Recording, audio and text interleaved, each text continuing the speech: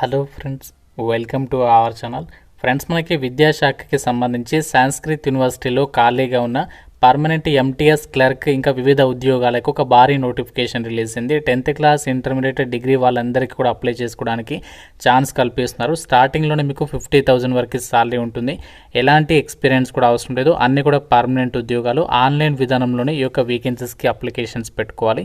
And notification ఇంకా ఎవరికీ తెలియదు. ఈ వీడియోలో మీకు జాబ్స్ గురించి కంప్లీట్ డీటెయిల్స్తో పాటు ఎలా అప్లై చేసుకోవాలి, సెలక్షన్ ప్రాసెస్ ఏ విధంగా ఉంటుంది, అన్ని డీటెయిల్స్ని చెప్తాను.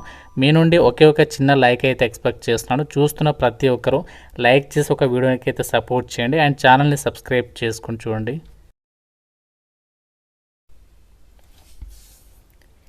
జాబ్ డీటెయిల్స్లోకి వెళ్ళినట్లయితే గవర్నమెంట్ ఆఫ్ ఇండియా అండర్లో పనిచేస్తున్నటువంటి సెంట్రల్ సంస్కృత్ యూనివర్సిటీకి సంబంధించి కేంద్ర ప్రభుత్వ సంస్థ నుంచి అఫీషియల్గా పర్మనెంట్ నాన్ టీచింగ్ పొజిషన్స్కి ఈ నోటిఫికేషన్ అనేది రావడం అనేది జరిగింది.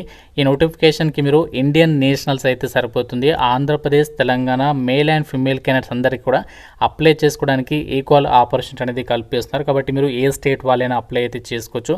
అండ్ జాబ్ పోస్టింగ్స్ కూడా మన సొంత రాష్ట్రంలోనే జాబ్ పోస్టింగ్ అనేది పొందొచ్చు అనమాట. ఆ డీటెయిల్స్ కూడా మీకు నోటిఫికేషన్లో ఇచ్చారు, అది కూడా చూపిస్తాను.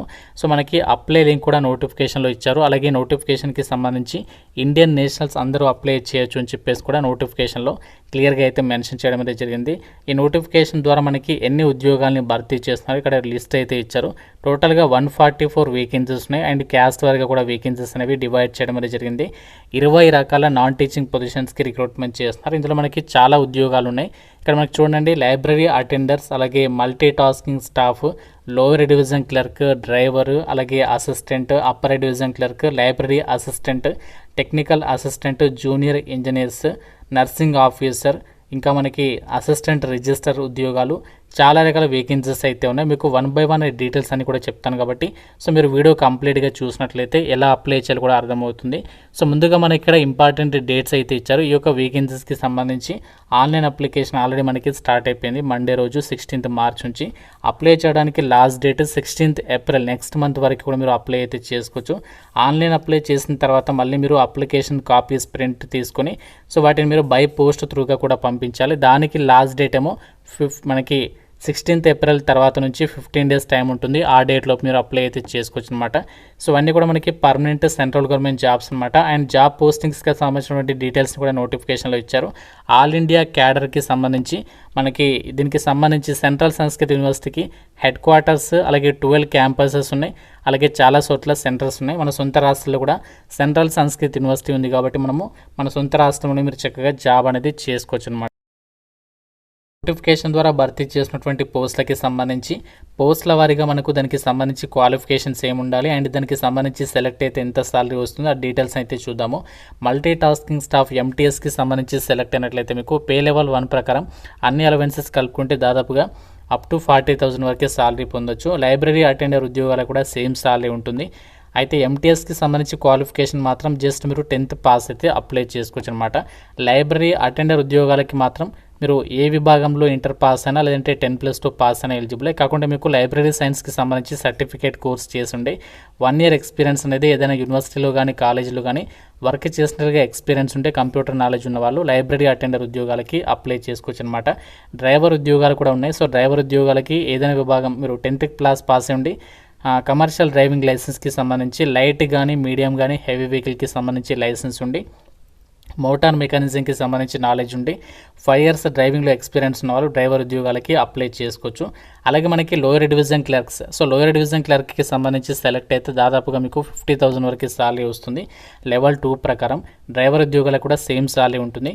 కాకపోతే క్లర్క్ ఉద్యోగాలకి క్వాలిఫికేషన్ మీరు ఏదైనా విభాగంలో డిగ్రీ పాస్ ఉండి టైపింగ్కి సంబంధించి ఇంగ్లీష్లో 35, WPMకి సంబంధించి స్కిల్స్ ఉండి కంప్యూటర్ నాలెడ్జ్ ఉంటే సరిపోతుంది, అప్లై చేసుకోవచ్చు. ఎటువంటి ఎక్స్పీరియన్స్ అవసరం లేదు. అలాగే లైబ్రరీ అసిస్టెంట్కి కూడా మనకి క్వాలిఫికేషన్ ఏంటి అంటే లైబ్రరీ అండ్ ఇన్ఫర్మేషన్ సైన్స్ లేదంటే ఈక్వాలంటే డిగ్రీ చేసిన వాళ్ళు ఎలిజిబుల్. కాకుండా మీకు టైపింగ్కి సంబంధించి ఇంగ్లీష్ లాంగ్వేజ్కి సంబంధించి స్కిల్స్ ఉండాలి, కంప్యూటర్ నాలెడ్జ్ ఉండాలి. కాకుండా లైబ్రరీ అసిస్టెంట్కి ఏమో లెవెల్ 4 ప్రకారం దాదాపుగా 65,000కి పైగా సాలరీ వస్తుంది. అలాగే మనకి అప్పర్ డివిజన్ క్లర్క్ జాబ్స్ కూడా ఉన్నాయి. కాకుండా వీటికి ఎక్స్పీరియన్స్ అనేది అడిగారు. స్టెనోగ్రాఫర్స్ జాబ్స్ ఉన్నాయి. దీనికి వచ్చేసి డిగ్రీ పాస్ ఉండి stenography skills, typing skills, computer knowledge ఉన్న వాళ్ళు ఈ స్టెనోగ్రాఫర్స్ వేకెన్సీస్కి మీరు అప్లై అయితే చేసుకోవచ్చు. సో ఇంకా మనకి ఎటువంటి ఎక్స్పీరియన్స్ లేకుండా అప్లై చేసుకున్నటువంటి వేకెన్సీస్ ఏమైనా ఉన్నాయంటే సో దాదాపుగా మిగతా వాటికైతే ప్రతి జాబ్స్కి సంబంధించి కూడా ఎక్స్పీరియన్స్ అయితే అడగడం అయితే జరిగింది. ఇంకా మనకి జూనియర్ ఇంజనీర్స్కి సంబంధించి జాబ్స్ని వీటికి కూడా ఎక్స్పీరియన్స్ అనేది అడిగారు, 1 year ఎక్స్పీరియన్స్.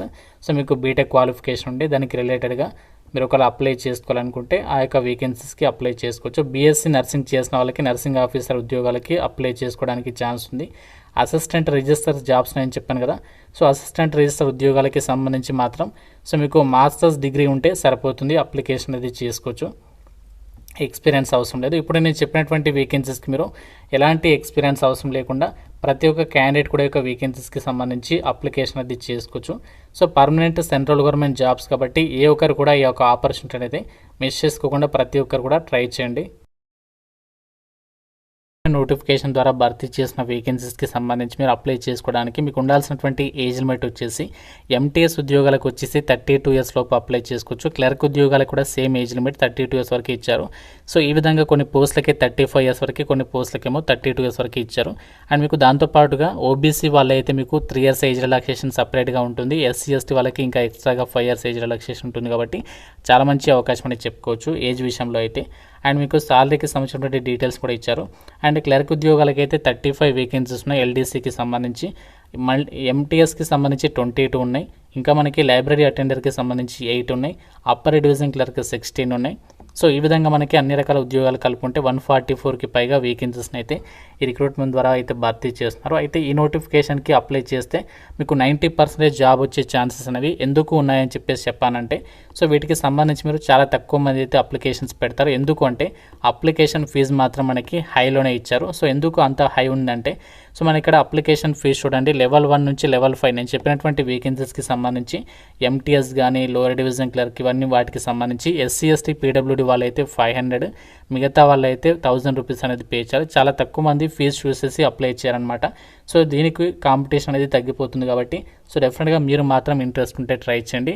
సెలక్షన్ ప్రాసెస్ ప్రతి జాబ్స్కి సంబంధించి ఎంటీఎస్ అండ్ క్లర్క్ ఏదైతే గ్రూప్ సి క్యాటర్కి సంబంధించి జాబ్స్నే వాటికి మీకు ఒకటే ఎగ్జామ్ ఉంటుంది. కాకుంటే క్లర్క్ జాబ్స్కి టైపింగ్కి సంబంధించి స్కిల్ టెస్ట్ ఉంటుంది. ఎంటీఎస్కి సంబంధించి అయితే ఎటువంటి స్కిల్ టెస్ట్ ఉండదు. ఏ టాపిక్స్ నుంచి మీకు క్వశ్చన్స్ వస్తాయంటే general intelligence and reasoning, general awareness, quant, English, ఇదే బేసిక్ మనకి నార్మల్గా ఎంటీఎస్కి సంబంధించి రెగ్యులర్గా నోటిఫికేషన్స్ ఏదైతే వస్తాయో అదే సిలబస్ ఉంటుంది, అది ప్రిపేర్ అయితే సరిపోతుంది. ఇంగ్లీష్ లాంగ్వేజ్లో మీకు ఎగ్జామ్ అనేది కండక్ట్ చేస్తారు.